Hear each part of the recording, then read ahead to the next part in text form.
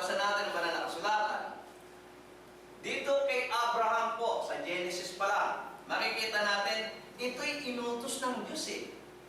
Kasi Abraham was commanded by God to be perfect. No? Ayon po sa banal na kasulatan, doon po sa Genesis chapter 17 verse 1,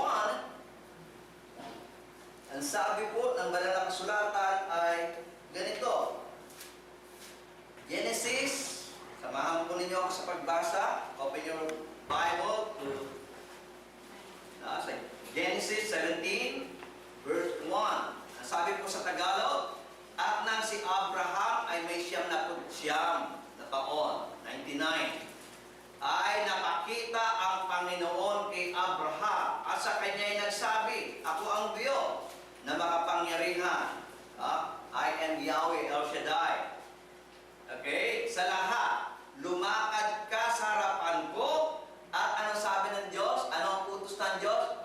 Magpakasakdal ka.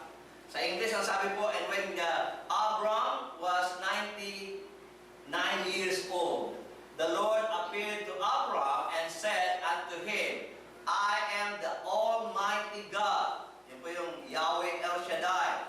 Okay? Walk before me and be thou. Ano sabi? Perfect.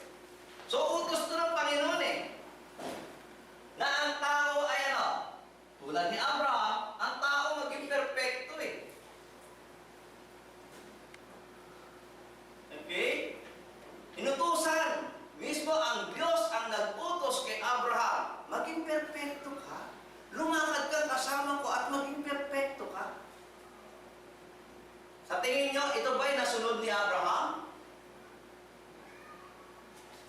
Ito ba'y mahirap sundin? Tanungin natin si Abraham, tanungin natin ang Bible kung nasunod ito. Ayon po sa ebidensya ang ating mababasa, doon sa Genesis chapter 26 verse 5, makikita natin ang sabi po ng banal na kasulatan as evidence kung sino si Abraham. Ang sabi po ng banal na kasulatan, because that God, that Abraham obeyed my voice, keep my church, my commandments and my statutes and my laws. Sinunod po ng magiting na ama natin, Abraham. Lahat-lahat sa Diyos. Yung kanyang tinig ay sinunod ni Abraham. Sabi po doon, basahin po natin, 26 verse 5, sapagkat sinunod ni Abraham ang aking tinig. Hindi lang ang tinig, sinunod ni Abraham, ginanap ang aking bilin.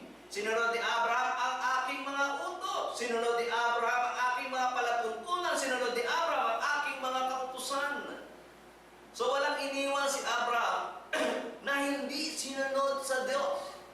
Kaya nung inutusan ng Diyos ni Abraham na maging perfecto kang tao, be perfect, natural, ito man ay sinunod ni Abraham. Kaya si Abraham, isa sa mga taong naging naging perfecto. Okay? Na nasa Biblia. Okay? At ang utos ng Diyos, mahirap bang sundin? Laging pinababasa sa atin ito. Sorry po. Para ko si Mike ng previous mong sorry. Lagi itong pinababasa sa atin ni Kuya Nani sa 1 John chapter 5.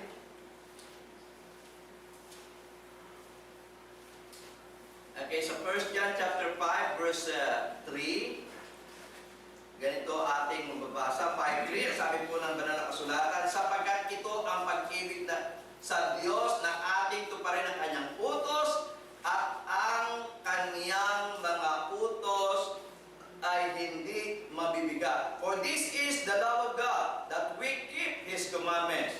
And His commandments are not grievous.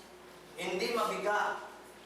Ibig sabihin, madaling sundin. Kaya nung inutot ng Diyos kay Abraham na, thou shall be perfect, o sabi niya, dapat kang maging perfecto, at pinakita naman ang banal na kasulatan sa Genesis chapter 26 verse 5, na lahat ng mga utos ng Diyos ay sinunod niya sa mga tuwid, maging yung utos ng Diyos na si Abraham ay lumakad ng perfectong kasama ng Diyos ay nagawa ni Abraham.